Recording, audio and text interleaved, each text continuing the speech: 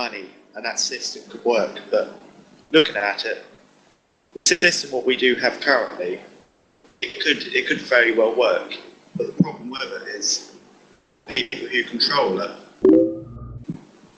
Our are system the is built upon rich people getting richer. yeah. But But this idea, how could that work then? you see, I don't know what Anonymous and these groups are getting at about, how they would implement any other system. There always have to be a form of currency. Instead, you're going to totally revolutionise the world, and put something else in. But I don't see how that could be viable for the first few years, anyway. So the system, what we have got, of the currency, of exchange of money, of this global market, system which can work on. But yeah, I do admit that it's built around us certain members who control it and corrupt it. I believe that if there was a revolution within this country, it would quickly turn into like anarchy. So you would need, if revolution did happen and they did get rid of Parliament and somehow persuade the police to fight with them, which would never happen because the police are quite brainwashed in their way of thinking and they think their state is the most powerful in the world, and if they go against the state, obviously I don't know. They're not patriots. I don't know. It's just you need something to enforce the revolution afterward, but it wouldn't happen because the people who are starting the revolution don't know how to end the revolution, if you know what I mean. Yeah, no. I don't know if the police, the police at the end of the day are normal people. Any civilian or, can become a policeman, can become a soldier. And it's not, when I was being a soldier and, the young junior soldier, there was elements of brainwashing in it. Like there probably is in every public service, of this eliteness environment. But I believe there ever was a major revolution, I think you could see the police stand by the people because, their family, their friends, they're all part of that community. So I could, struggle to see how a revolution would truly play out in this country. It would be anarchy. It would be social groups like, not the stereotypical but maybe Muslim against maybe Christian, British whites, other elements in there, would just, people just could, find them similar people with, similar beliefs, join them together and fight against opposing beliefs. And, any form of government and rule would be absent from this. But, yeah, I don't know. It's a bit of a hard one. I don't think how I would see a revolution come about is what you saw in 2008 of, the financing system, global markets crash, and anyway, it can happen in China, or developing countries, who aren't as educated as the Western environment, markets and money and loans and all of this, this could, soon cause a ripple worse than what we saw in 2008, which could affect, affect us really badly. And, that would be, I think, the spark, what would, ignite the tipping point, yeah. But, yeah, again, I think our government would be able to, because everything relies on money at the end of the day. It's not the most educated way out there, but, it's what it is. All the public services, everything relies on that income, and soldiers are not getting that because that's all, that's all it is at the end of the day. It's a job to the police, it's a job to a soldier. If they get paid better else, or get a job better else, then most of them would. It's not like you don't get many people who join the army these days to be a crusader and fight for the flag. They do it because they didn't do very well at school, or unable to go in any They're other a broken patriot or a psychopath. Yeah, exactly. I think I was more a psychopath, to be honest with you. Yeah, I was just about to say that. Yeah. I thought you were I never did it. more of the psychopath side, killing Muslims Yeah. side. Yeah, I never did it for the money, but then when I did go into it, I realised that it wasn't all it was going to be. It's all the same thing, Really, really, isn't it? You have jihad, exactly. the Muslims, and you have the military for the patriots. Yeah, I And know. It's sort of like Stalin said, you can control 100 men with one man if you have the gun. yeah, exactly. No, it's sort of like, as you say, who are the terrorists really? Exactly. I think we have to look at ourselves. We have to look at how ISIS was created, and we have to think, and we have to look at our own country and look at it and think, well, we allow these mosques, we allow these people to preach these hateful things in a very, Protestant, deep Christian country, which we used to be, and it is going to cause divides. It's going to cause a lot of unrest, and if something ever did kick off, the financial system or something collapsed and the government was unable to keep, paying for law and order, you're going to see these, these fires quite rapidly and, quite severely throughout the nation. But yeah, I still think it's inevitable, really, isn't it? Revolution. it is. It's, I'm not like the one that you keep yapping on about destiny, but in this case, there is a certain element of destiny. I think how the capitalist structure is that even the top economists of the world even admit that it's going to happen again. They can never really see it coming because how the system works. I don't really know in the ins and out of it myself. But how they speak about it is that how the system is run, how it's worked, that you can never see these crises coming. So, and especially now, as I said, China, India, all development people into the market, doing the similar things, what the Americans and what we did in 2008, sort of like building all these thousands, loans, put on a larger, grander scale in China. Yeah. It's all going to lead to worse outcomes than probably what it did before.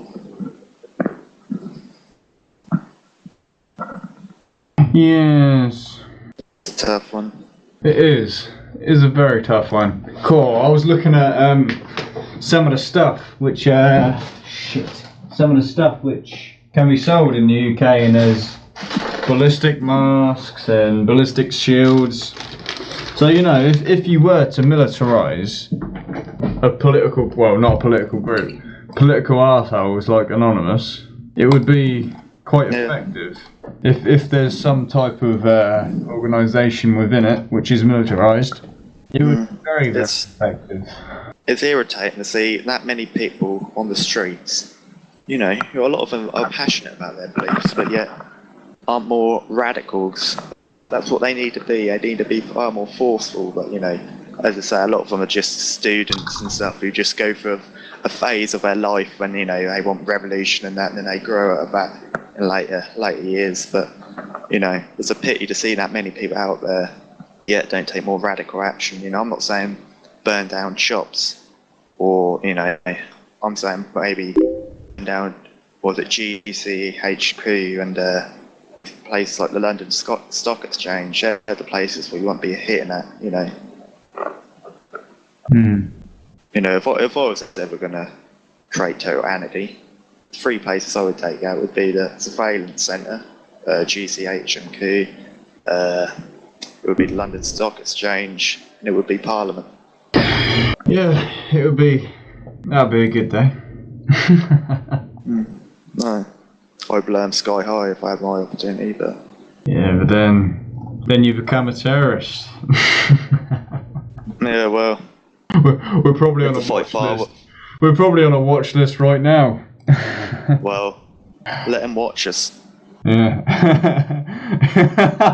Yeah.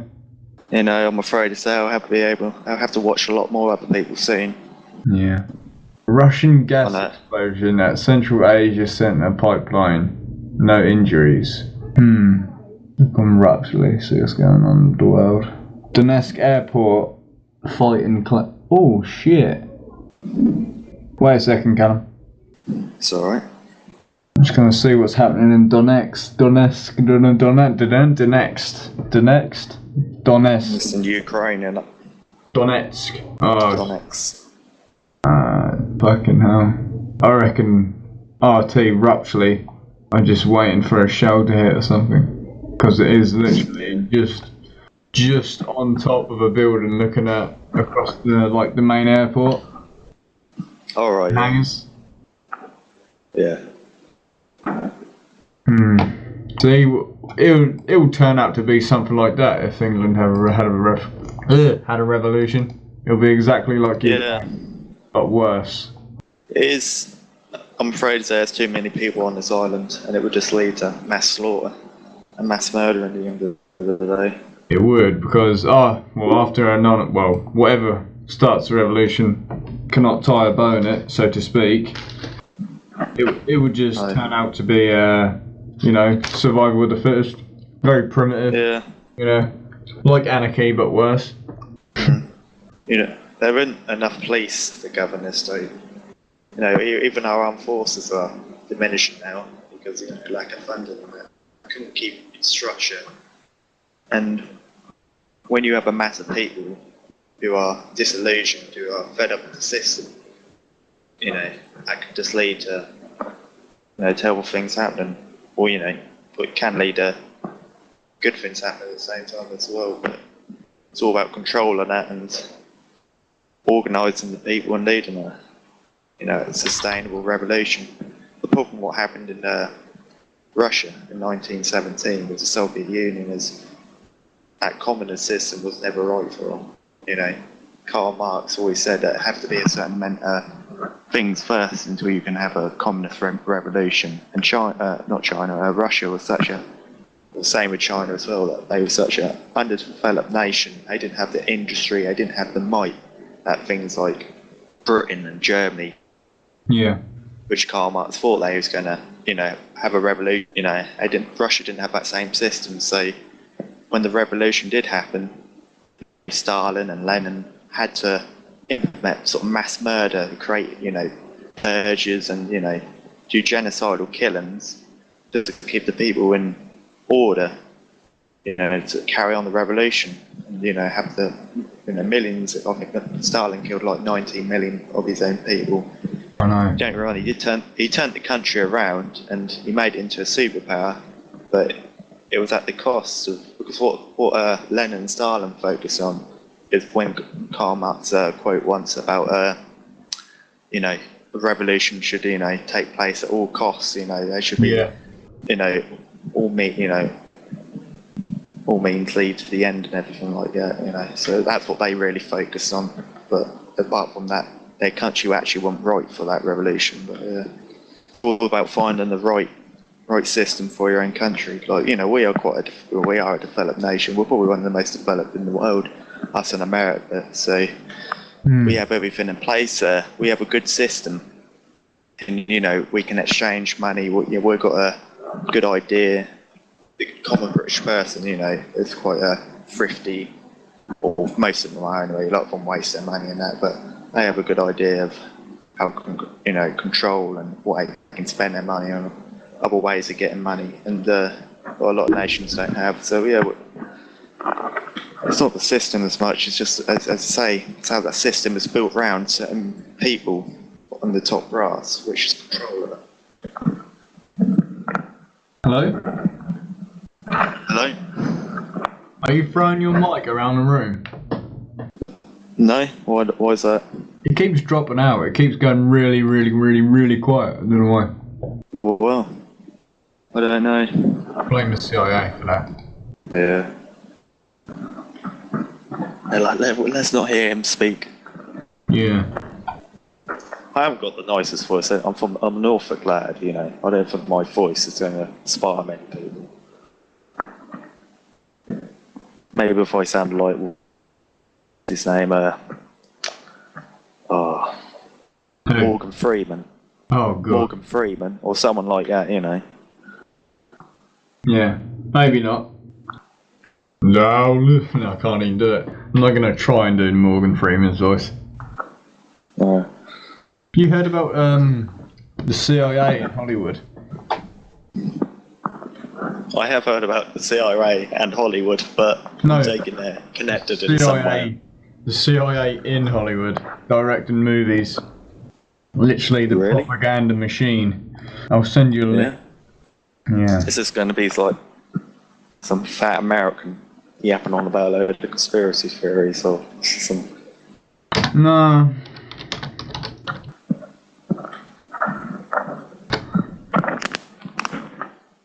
Hollywood CIA. I haven't seen this video before, so I better just watch a couple minutes of fucking hell, that's loud, isn't it? Shut up and get on with it. Right of Hollywood and the right of Catherine Bigelow and the Academy of Arts and Sciences, which dominates Hollywood, has the right to distort or to fantasize any point of fact or fiction. But this is fiction on steroids, this movie in particular. And why do I say that? Yeah, Number one, this is the one which I... Go on. And by the SEAL team has been propagated not only by President Obama to get him reelected. He knew that was a lie. I knew that was a lie. The CIA that I've worked with knows it is a lie. Military intelligence knows it's a lie. Everybody in the intelligence community, and now by now, almost the whole world knows that that's an absolute lie. Now what? Wow. That's interesting. Yeah. Everything's a lie. Well, to a point. Even money's a lie. Humans are a lie. Yeah. Yeah. Humans are just a name, really, aren't they? Oh. A Yeah, Homo I suppose sapiens so. species formed up of cells, completely dictated by an imaginary force called money. Yeah. Yeah, but I don't know.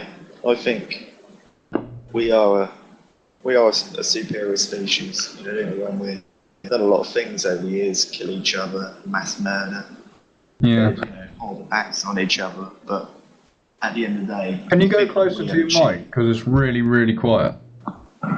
Yeah, I will do. Is that better? Yeah, I can hear you now. Yeah. You know, you think we even, you know, I'm going to have some people would argue against this, but let's, you know, face the fact we've created religion. You know, we've created a being in the sky to control people, to live by, you know, a set of morals and standards, to worship our life. So our lives on Earth don't seem that bad, you know, and that there isn't an end to it. You know, we've created things like that. We've created, you know, not all the physical structures as much, but, you know, these magic beliefs, Yeah. what we live by, you know. It's rather remarkable, really. It's almost like Father Christmas, but worse. Yeah, exactly. What do you mean, Father Christmas is real, isn't he? Yeah, yeah. Oh, good. Yeah. Don't question it. I'll kill you. My religion is full of love. Yeah, But if you say anything against it, I'll kill you. exactly.